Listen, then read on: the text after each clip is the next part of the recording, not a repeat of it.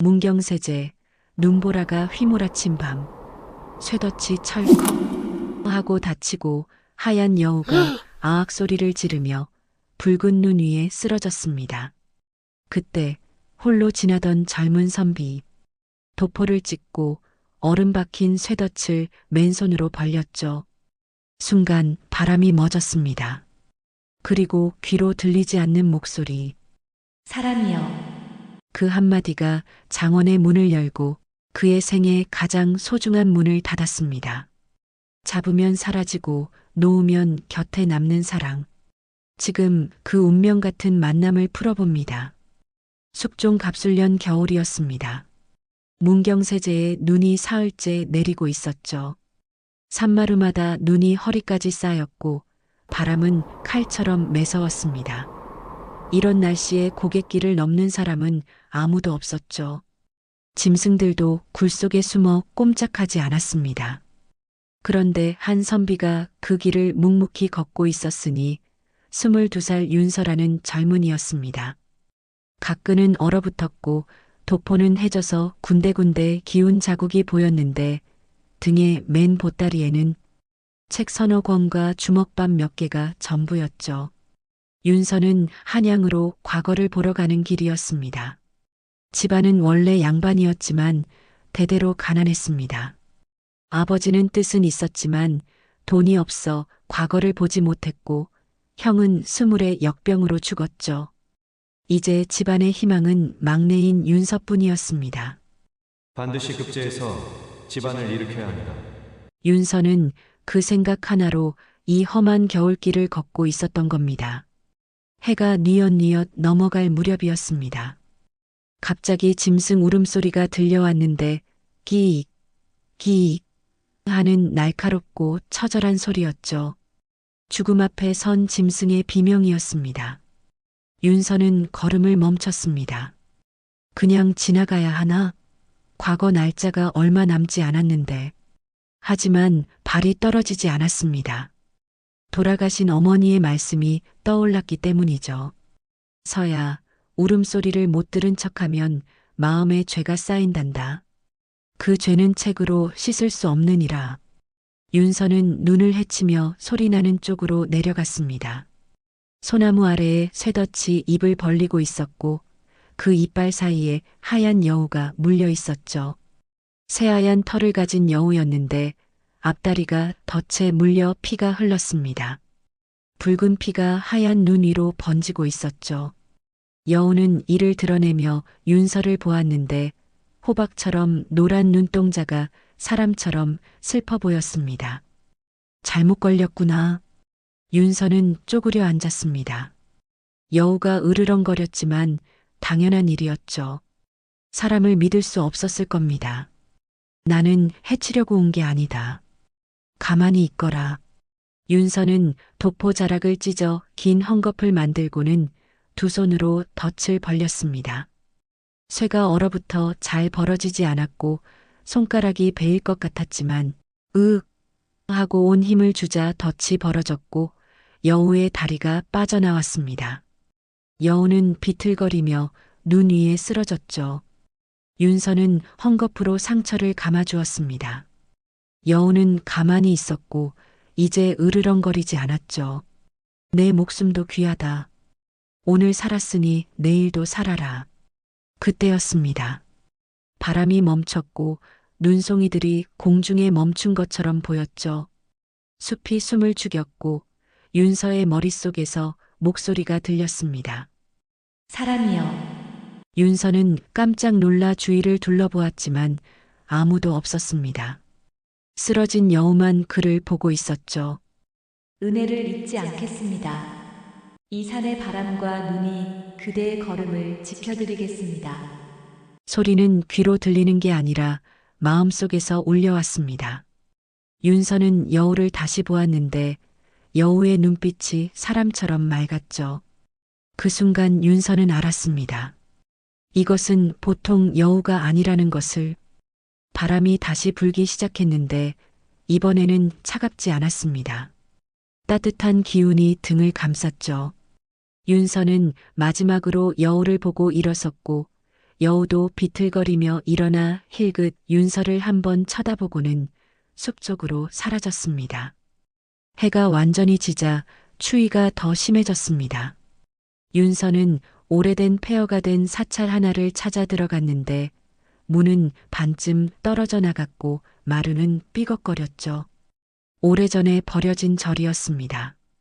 윤서는 마른 나뭇가지를 모아 불을 지폈습니다. 불이 타오르자 조금 따뜻해졌죠. 주먹밥 한 조각을 꺼내 물었는데 소금기 하나 없는 밥이었지만 배고픈 몸에는 꿀맛이었습니다. 그때였습니다. 문풍지가 흔들렸는데 바람도 없는데 부드럽게 흔들렸죠. 윤서가 고개를 들었습니다. 문 밖에 사람이 서 있었습니다. 아니, 사람처럼 보이는 존재였죠. 흰 치마 저고리를 입은 쪽진머리의 여인이었는데 달빛 같은 피부에 깊은 눈매를 가졌습니다. 그런데 허리 뒤로 하얀 꼬리 하나가 흔들리고 있었죠. 여인은 두 손을 모아 절을 했습니다. 초저녁에 선비님이 구해주신 백여우입니다. 목소리가 맑았습니다. 종소리처럼 맑고 고왔죠. 윤서는 할 말을 잃었습니다. 꿈인지 생시인지 분간이 안 됐는데 벌떡 일어나 허리를 굽혔습니다. 정녕, 내가 그 여우였느냐? 그렇습니다. 저는 이 산의 신령 백살령의 딸입니다. 이름은 설아라 합니다. 여인의 눈가에 눈물이 맺혔는데 그 눈물이 땅에 떨어지기 전에 눈송이로 변해 사라졌죠. 저희 여우 족속에게는 법도가 있습니다. 사람에게 은혜를 입으면 반드시 갚아야 하지요. 도령께서 과거기를 무사히 가시도록 제가 돕겠습니다. 윤서는 넋을 잃고 그녀를 보았습니다. 이렇게 아름다운 존재를 본 적이 없었죠. 그런데 슬펐습니다. 꼬리 때문이었는데 그 꼬리가 이 여인이 사람이 될 수 없다는 걸 말해주고 있었습니다. 그대는 사람이 될 수 없는가? 설아는 쓸쓸하게 웃었습니다. 사람 곁에 오래 있으면 꼬리가 사라지고 사람이 됩니다. 하지만 그러면 저는 신령의 법도를 어기는 것이 되어 바람으로 흩어지지요. 그러니 올해는 못 머뭅니다. 그럼 오늘만 예. 오늘 밤만 도령의 걸음을 지켜보고 싶어 왔습니다. 둘은 불빛 앞에 마주 앉았습니다. 윤서는 사람이었고 설아는 신령이었죠. 그 사이에는 넘을 수 없는 경계가 있었습니다. 내일 나는 다시 길을 떠난다. 바람이 도령의 길을 열어드릴 것입니다. 그대가 함께 가준다면 설아는 고개를 저었습니다. 모습을 보이지는 않겠습니다. 하지만 바람이 되어 함께 가겠지요. 그날 밤 둘은 많은 이야기를 나눴습니다. 윤서는 자신의 가난한 집안 이야기를 했고 설아는 산속에서의 외로운 세월을 이야기했죠. 동이 트기 전 설아는 일어섰습니다. 이제 가야 합니다. 다시 만날 수 있겠는가? 설아는 잠시 망설이다 말했습니다. 도령께서 저를 부르시면 갈 수 있습니다. 하지만 자주 부르시면 저는 사라지지요. 그럼 꼭 필요할 때만 부르겠다. 부디 살아서 돌아오십시오. 설아의 모습이 희미해지더니 달빛 속으로 사라졌습니다. 마지막에 흰 꼬리만 한번 흔들리고 완전히 사라졌죠. 윤서는 빈자리를 오래 바라보았습니다. 다음 날 아침 윤서는 다시 길을 나섰습니다. 눈은 그쳤지만 길은 여전히 험했죠. 발목까지 빠지는 눈을 헤치며 걸어야 했습니다. 해가 중천에 떴을 무렵이었습니다. 갑자기 숲이 조용해졌는데 새소리도 바람소리도 멈췄죠. 뭔가 잘못됐다는 신호였습니다.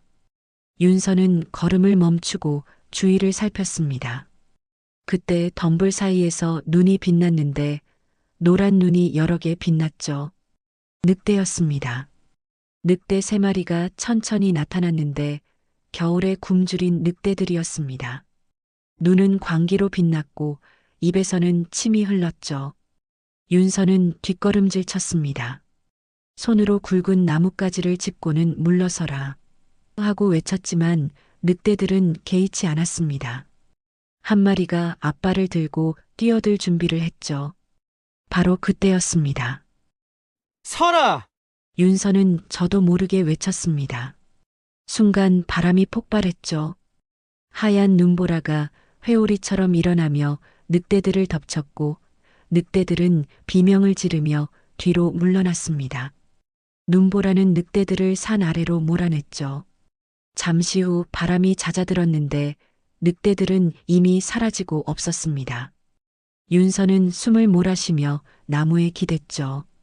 그때 눈송이 하나가 손등에 내려왔는데 보통 눈송이가 아니었습니다. 녹지 않고 가만히 빛나고 있었죠. 고맙소, 설아. 바람이 대답하듯 부드럽게 불었습니다. 며칠을 더 걸어 큰 강에 다다랐습니다. 한양까지 가려면 이 강을 건너야 했는데 나루터의 나무다리가 부러져 있었죠. 며칠 전 내린 폭설에 무너진 겁니다. 물은 세차게 흐르고 있었고 헤엄쳐 건널 수도 없었습니다. 이 추위에 물에 빠지면 얼어 죽을 것이다. 어찌하면 좋단 말인가? 윤서는 강둑에 주저앉았습니다. 과거 시험 날짜가 코앞인데 길이 막혀버렸죠. 그때 상류에서 무언가 떠내려왔는데 큰 통나무였습니다. 사람 셋이 안을 만한 굵은 통나무가 물을 타고 내려와서 딱 부러진 다리 자리에 걸렸죠. 마치 누가 계산한 것처럼 정확하게 걸렸습니다. 윤서는 믿을 수 없다는 듯 통나무를 보았습니다. 이것이 설아가 보낸 것인가? 대답은 없었지만 윤서는 알았습니다. 윤서는 조심스럽게 통나무 위로 올라갔는데 통나무는 튼튼했죠.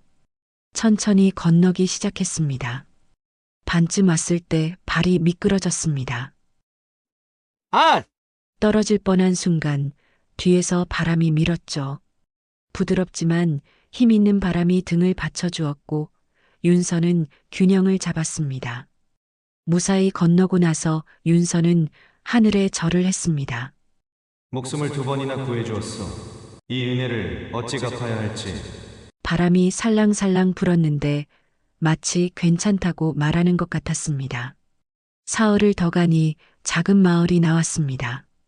주막 하나가 있었는데 윤서는 그곳에서 하룻밤 묵기로 했죠. 주막 주인은 인심 좋은 노파였습니다. 윤서를 보자 반가워했죠. 아이고, 과거 보러 가시는 선비님이시구먼. 어서 들어오시게. 따끈한 국밥 한 그릇이 나왔는데 며칠 만에 먹는 제대로 된 밥이었습니다. 윤서는 맛있게 먹었죠. 주모에게 딸이 하나 있었는데 20살쯤 되어 보이는 처녀였습니다. 얼굴이 곱고 마음씨도 착해 보였죠. 밤이 되자 처녀가 방문을 두드렸습니다. 선비님, 주무시나요? 윤서가 문을 열자 처녀가 술병을 들고 서 있었습니다. 혼자 가시는 길이 외로우실 것 같아서요. 술 한 잔 드시겠어요? 처녀의 눈빛이 수줍었는데 윤서를 좋아하는 게 분명했습니다. 윤서는 난처했습니다. 처녀는 아무 잘못이 없었지만 지금 자신의 마음에는 다른 이가 있었죠. 고맙소. 하지만 나는 며칠 후에 큰 시험을 앞두고 있소. 마음을 흐트러뜨릴 수 없소. 시험이 끝나면요. 윤서는 고개를 저었습니다. 미안하오. 내 마음은 이미 다른 곳에 가 있소. 그 순간 창문 틈으로 눈송이 하나가 들어왔습니다. 처녀는 그 눈송이를 보더니 갑자기 얼굴이 밝아졌죠. 아, 선비님께는 이미 기다리시는 분이 계시는군요. 어떻게 아셨소? 처녀는 방긋 웃었습니다. 저도 느낌이 있답니다. 선비님 주위에 보이지 않는 누군가가 계세요. 그분이 저를 물리치려 하고 있어요. 처녀는 일어섰습니다. 그분이 복이 많으시네요. 이렇게 좋은 분을 만나셨으니. 처녀는 그렇게 나갔죠. 윤서는 눈송이를 보았는데 눈송이는 손등에 앉아 빛나고 있었습니다. 설아, 질투를 하는 것이오. 눈송이가 반짝였습니다. 윤서는 웃었죠. 드디어 한양에 도착했습니다. 문경세제부터 시작해 보름이 걸렸는데 보통 때는 열흘이면 오는 길이었죠. 그만큼 험한 여정이었지만 윤서는 무사히 도착했습니다. 설아의 도움이 없었다면 불가능했을 겁니다. 과거 시험날 아침이 밝았습니다. 수백 명의 선비들이 과거장 앞에 모였는데 모두 긴장한 얼굴이었죠. 윤서도 그중 한 명으로 서 있었습니다. 그의 옷은 남루했는데 다른 선비들은 비단 도포에 좋은 갓을 썼지만 윤서는 해진 도포에 기운 갓이었죠. 어떤 선비가 윤서를 보고 코웃음 쳤습니다. 저런 거지 선비가 감히 과거를 보겠다고? 하지만 윤서는 신경 쓰지 않았습니다. 중요한 건 실력이었죠. 그때 눈발이 날리기 시작했습니다. 윤서는 눈을 바라보았는데 그 속에서 설아의 모습이 보이는 것 같았죠. 설아, 보고 있어? 바람이 부드럽게 불었는데 대답이었습니다. 바로 그때였죠. 눈발 사이로 하얀 형체가 나타났는데 설아였습니다. 아주 희미하게 그를 향해 서 있었죠. 윤서는 깜짝 놀라 그쪽을 보았습니다. 설아가 입을 열었죠. 오늘의 시제는 순입니다. 뭐라고 하였소? 딸을 순, 흐를 순자입니다. 억지로 꺾지 말고 물 흐르듯 글을 쓰십시오. 윤서는 놀랐습니다. 시제는 아무도 모르는 것이었는데 시험장에 들어가 봉을 뜯어봐야 아는 것이었죠.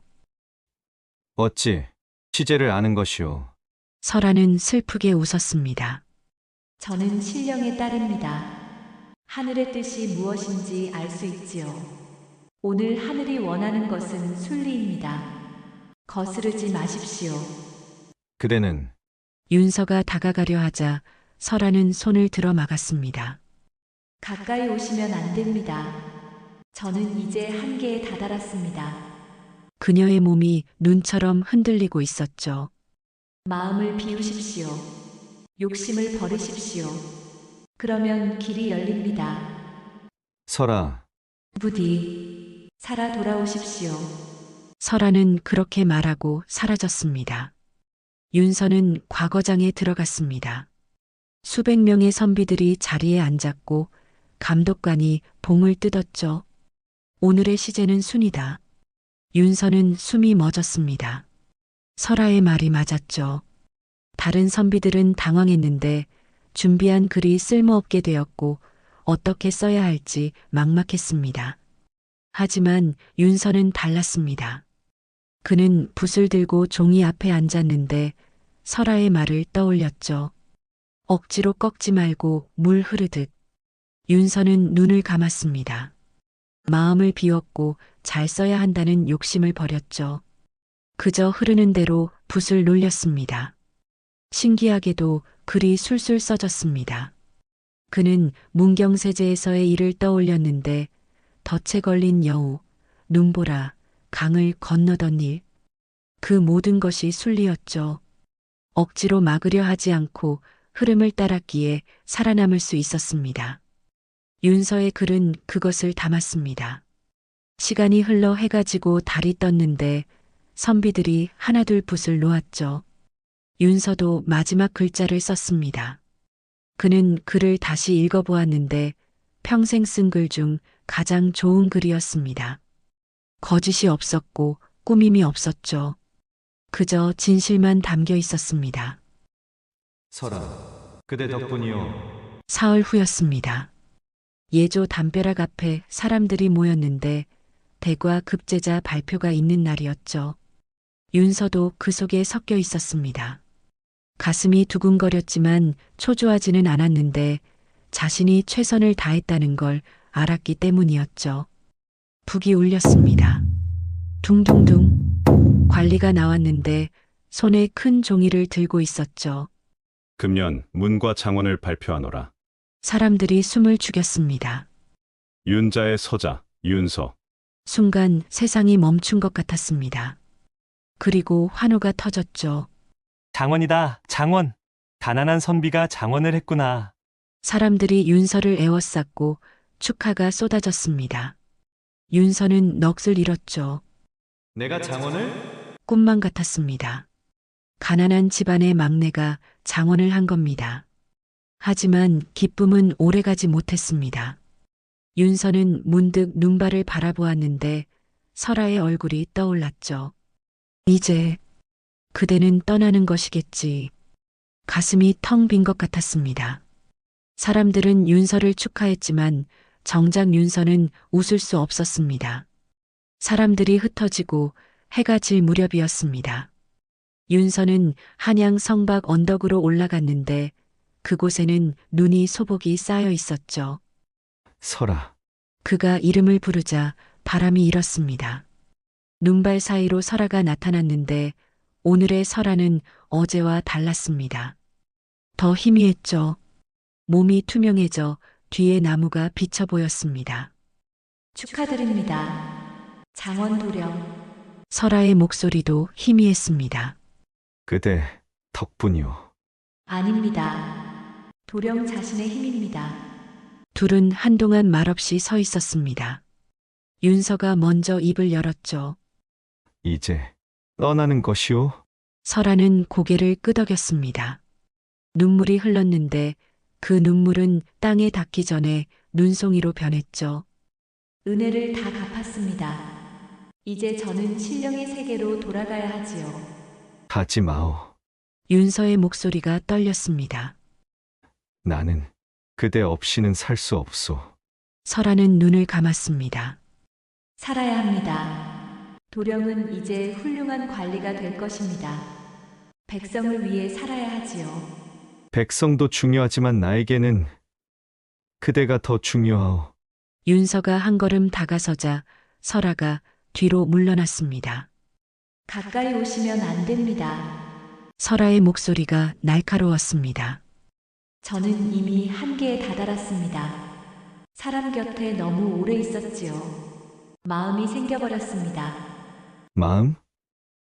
그게 무슨... 저는 도령을 사랑하게 되었습니다. 순간 세상이 멈췄습니다. 사랑하면 안 되는 것이었습니다. 신령이 사람을 사랑하면 존재가 부서지지요. 저는 이제 곧 사라질 것입니다. 윤서는 믿을 수 없었습니다. 사라진다니 무슨 소리요? 바람으로 흩어집니다. 그러면 도령의 기억에서도 지워지지요. 저를 아무도 기억하지 못하게 됩니다. 그럴 수는 없소. 내가 그대를 기억하면... 설아는 고개를 저었습니다. 기억하실 수 없습니다. 제가 완전히 사라지면 도령의 마음속에서도 지워지지요. 그것이 신령이 받는 벌입니다. 윤서는 무릎이 꺾였습니다. 그럼 어떻게 하란 말이오? 설아가 천천히 말했습니다. 사흘 뒤 밤 마지막으로 뵙겠습니다. 문경세제 처음 만났던 그 자리에서 그 후에는? 영원히 이별입니다. 다음 날 새벽 윤서는 한양을 떠났습니다. 사람들이 말렸죠. 장원급제를 했는데 어디를 가십니까? 중요한 일이 있어. 윤서는 말을 타고 문경세제로 향했는데 이틀 밤낮을 달려 문경세제에 도착했습니다. 보름 전 떠났던 그 자리였죠. 눈은 더 많이 쌓여 있었습니다. 소나무 아래 덫이 있던 그 자리를 찾았죠. 해가 지고 달이 떴습니다. 윤서는 그 자리에서 기다렸습니다. 밤이 깊어갈 무렵이었습니다. 눈발이 일더니 설아가 나타났는데 오늘의 설아는 거의 투명했습니다. 달빛이 그녀를 관통했고 꼬리도 희미하게 흔들릴 뿐이었죠. 오셨군요. 설아가 웃었는데 슬픈 웃음이었습니다. 약속했소. 마지막이라도 꼭 보고 싶었소. 둘은 말없이 서로를 바라보았습니다. 윤서가 먼저 말했죠. 내게 남은 시간이 얼마나 돼요? 해가 뜨기 전까지입니다. 그 짧은 시간을, 윤서의 목이 메었습니다. 그 짧은 시간이라도 그대와 함께 있고 싶소. 둘은 눈 위에 나란히 앉았습니다. 윤서가 물었죠. 처음 나를 봤을 때 무슨 생각을 했소? 설아가 대답했습니다. 이 사람은 다르구나 했습니다. 짐승을 보는 눈빛이 달랐지요. 불쌍히 여기거나 무서워하는 게 아니라 같은 생명으로 본 겁니다. 그래서 마음이 움직인 것이오? 설아는 고개를 끄덕였습니다. 500년을 살았지만 그런 사람은 처음이었습니다. 윤서도 말했죠. 나도 처음이었소. 그대처럼 아름답고 슬픈 존재는. 슬프다고 하셨나요? 그렇소.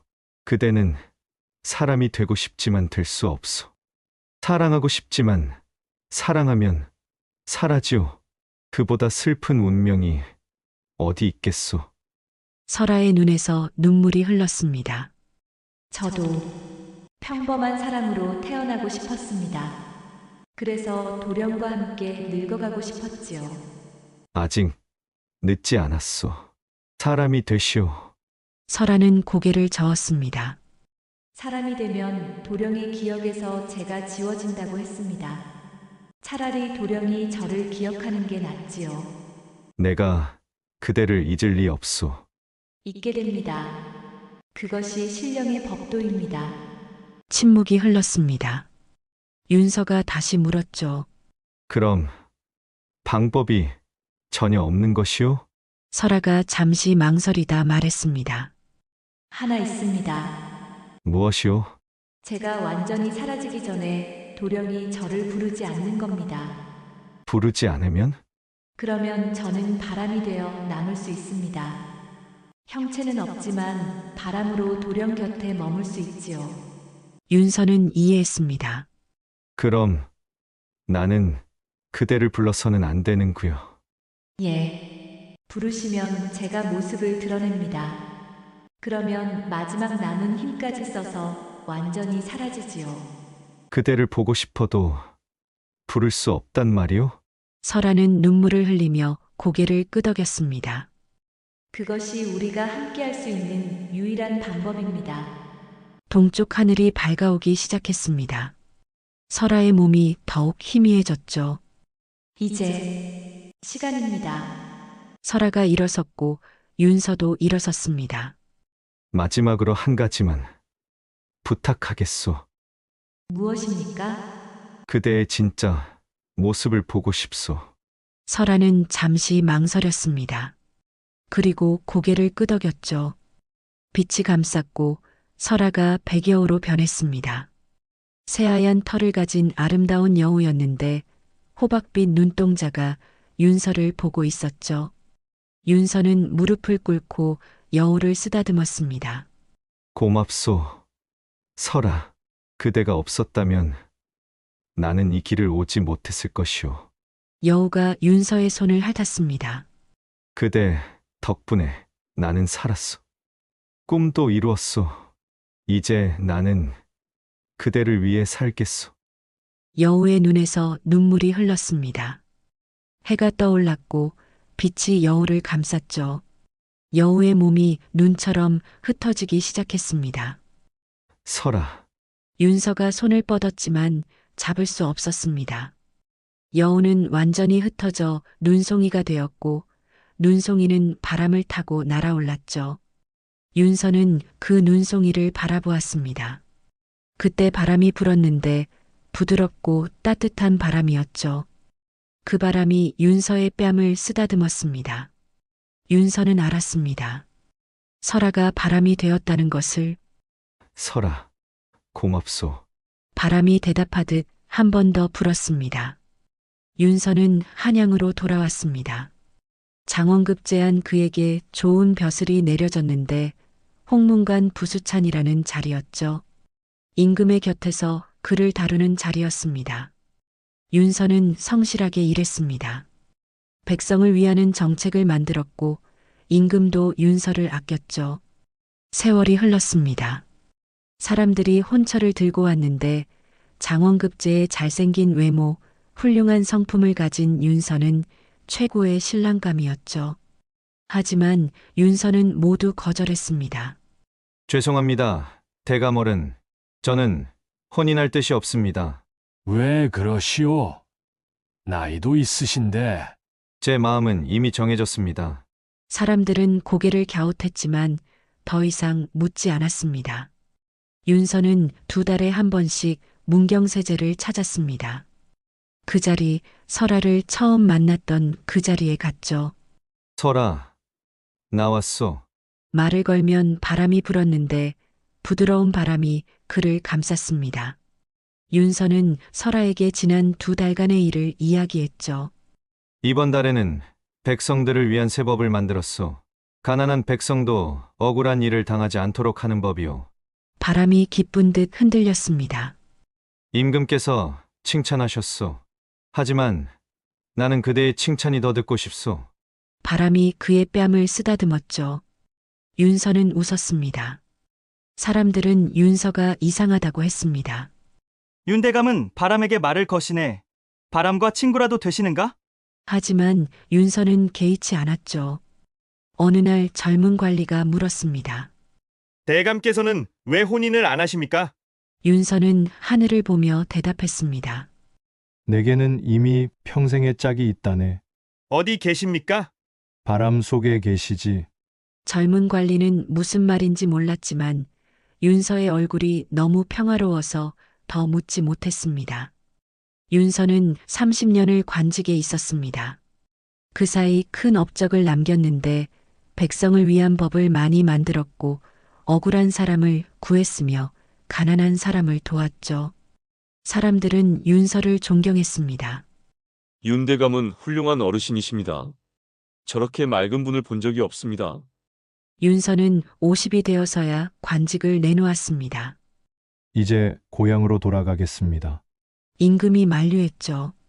경은 나라의 기둥인데 어찌 떠나려 하시오?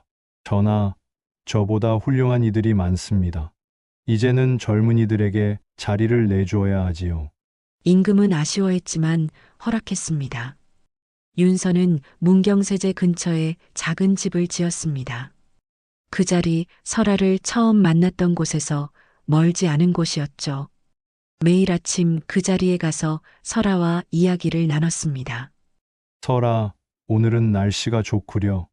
바람이 대답했습니다. 내일은 눈이 온다지? 그럼 더 좋겠소. 그대를 처음 만난 것도 눈 오는 날이었으니. 바람이 그의 머리를 쓰다듬었죠. 윤서는 60이 되었습니다. 건강이 나빠졌는데 기침이 잦았고 걷기도 힘들어졌죠. 의원이 말했습니다. 대감, 이제 오래 못 가실 것 같습니다.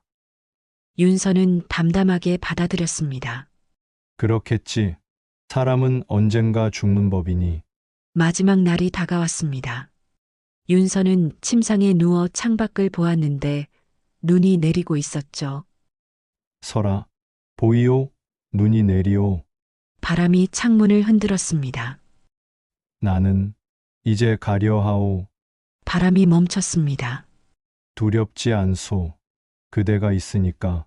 그대가 바람이 되었듯이 나도 바람이 되겠소. 그러면 우리 다시 만날 수 있겠지. 창문이 스르륵 열렸습니다. 하얀 바람이 방 안으로 들어와 윤서를 감쌌죠. 고맙소, 설아. 그대 덕분에 좋은 삶을 살았소. 바람이 그의 뺨을 쓰다듬었습니다. 윤서는 눈을 감았는데 입가에 미소를 띠고 있었죠. 그렇게 그는 조용히 숨을 거두었습니다. 바람이 길게, 길게 울었습니다. 윤서가 죽은 날 밤이었습니다. 문경세제에 백여우 한 마리가 나타났는데 새하얀 털을 가진 여우였죠. 여우는 눈 속을 천천히 걸었습니다. 그 자리, 40년 전 덫에 걸렸던 그 자리로 갔죠. 여우는 하늘을 향해 울었습니다. 우우, 우우, 슬프고 애절한 울음이었는데 그 울음소리는 온 산에 울려 퍼졌죠. 마을 사람들이 들었습니다. 무슨 소리지?